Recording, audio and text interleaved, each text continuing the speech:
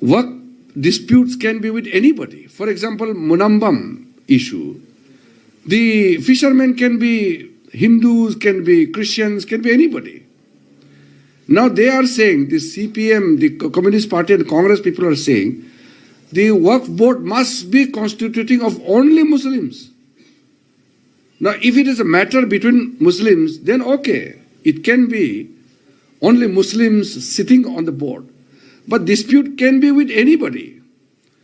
The dispute can be from any religious background. So in the board, we have made provisions that even non-Muslims also can be made member in the board. However, majority will remain with the Muslims. We are not taking away the authority of the Muslims. In the state work boards, majority non-Muslims can be 3. And in the Central Work Council, which is headed by me in the present time, we will have maximum 4 non-Muslims. And we are not picking up anybody to put there. We will be putting those people who know the Islamic laws, who are well aware of the provisions and the legalities, an experienced person, the scholars, so that the feedbacks from those scholarly people to be made members in the boards and the council can be of useful. So that is why you can imagine, as a genuine citizen of India, if a dispute arises between parties of different religious background, how can you make the board constituting of only one particular religious group? So that is why we have made it much more inclusive and also broad-based. And then, of course, there will be lots of issues, especially I'm going to Munambam this evening. I will be meeting the people. I will be listening to them. Now, some of the issues which I want to highlight is this Munambam issue, which I had gone through briefly, the multiple change of the ownership in the past.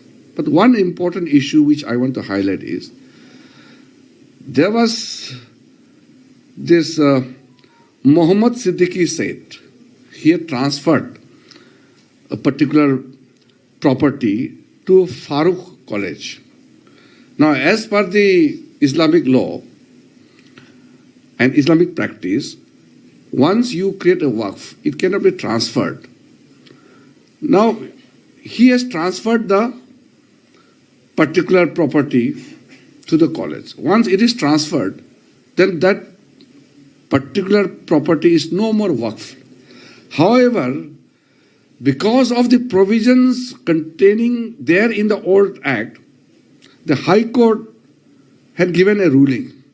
So now, as a minister, I will not say that the High Court order is redundant. I have to honor the judicial pronouncement, but it is challengeable in the Supreme Court.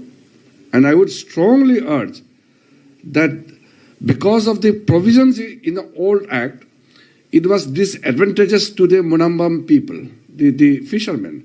Now, with the existing new act, new provisions, with the supporting provisions which we have made, now it is easily challengeable in the Supreme Court.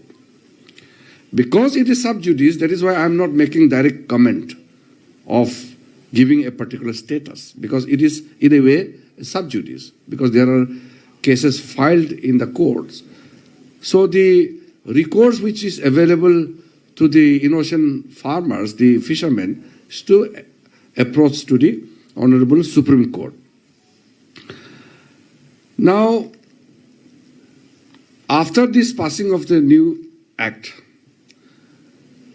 we are 100% sure and guaranteed that such Munambam case will not happen again in India.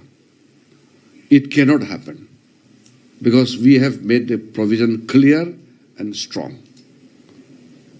Nobody should suffer like the way our innocent fishermen of Munambam have suffered. The pains, the agony, the difficulties they've endured for such a long time Anybody can feel it.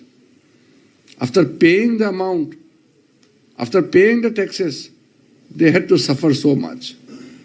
So we have made a very stringent provision that nobody else would suffer the way they have suffered.